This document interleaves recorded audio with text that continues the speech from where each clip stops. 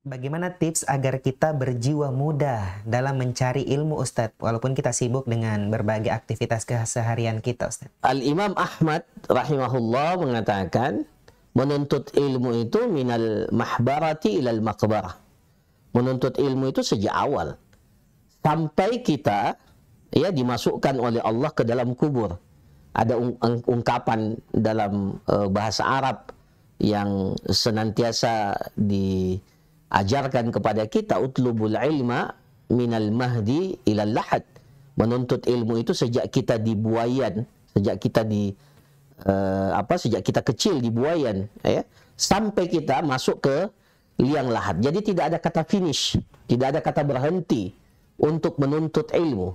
Bahkan Rasulullah sallallahu alaihi wasallam, orang yang paling mulia, orang yang diberikan oleh Allah Subhanahu wa taala ilmu yang sangat banyak, orang yang telah dikaruniakan oleh Allah Subhanahu wa taala berupa keistiqomahan, berupa keteguhan.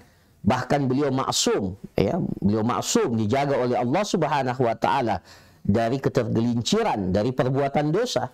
Itu oleh Allah Subhanahu wa taala diperintahkan kepada Allah, memerintahkan kepada Rasulullah untuk selalu menambah ilmu. Wa qur rabbi zidni ilma. Dan katakanlah wahai Muhammad, wahai Tuhanku, tambahkanlah ilmu itu untukku.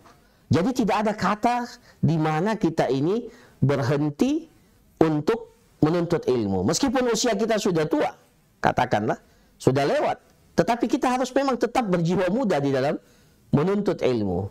Nah, alhamdulillah, wasail, sarana-sarana untuk menuntut ilmu itu begitu banyak, begitu banyak, apalagi sekarang ini, sekarang ini. Nah, yang paling penting sebenarnya di dalam menuntut ilmu, tetapkan dulu apa yang menjadi skala prioritas kita dalam menuntut ilmu. Ini terkadang sebagian pemirsa atau sebagian kita itu tidak mempunyai manhajiyah, tidak punya metode yang tepat di dalam menuntut ilmu. Jadi setiap kajian diikuti, setiap ini dia tidak punya skala prioritas di dalam menuntut ilmu. Apa yang kita butuhkan dalam kehidupan kita adalah, yang pertama adalah ilmu-ilmu yang sifatnya fardu ain, ilmu-ilmu yang sifatnya fardu ain, yang wajib untuk kita lakukan, dan itu bisa berbeda antara satu orang dengan orang yang lain. Katakanlah fardu ain itu bisa berbeda, kecuali hal-hal yang sifatnya rutin kita lakukan seperti sholat, itu fardu ain bagi kita untuk mengetahui ilmu tentang sholat, bagaimana kita sholat sesuai dengan tuntunan yang diajarkan oleh Rasulullah SAW. Tapi selain daripada itu sifatnya kondisional, tidak semua kebutuhan kita sama. Ada orang yang berzakat, belum tentu orang lain wajib berzakat. Maka yang wajib berzakat itu wajib untuk menuntut ilmu tentang zakat. Ada seorang pemuda yang mau menikah, maka menjadi kewajiban baginya untuk mengetahui hukum-hukum yang terkait dengan masalah pernikahan.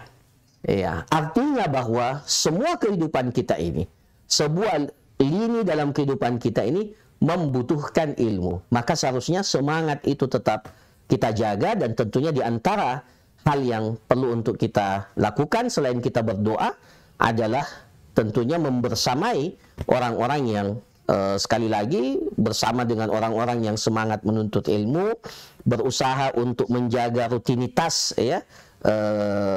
hadir di dalam pengajian-pengajian atau ikut dalam sebuah kegiatan-kegiatan keilmuan, dan ada target-target, ada porsi-porsi yang harus kita sisihkan dalam kehidupan kita atau dalam waktu kita untuk memang khusus untuk menuntut ilmu. Dan jangan kita sibukkan diri kita pada waktu-waktu yang telah kita tentukan itu dengan kegiatan yang lain. Khusus kita menuntut ilmu dengan cara membaca, mendengarkan kajian, ikut pengajian, dan seterusnya dan seterusnya. Dan saya kira semangat ini perlu dijaga dan harus tetap ada, karena memang proses menuntut ilmu itu sampai kita nanti dipanggil oleh Allah Subhanahu wa taala. Wallahu taala alam.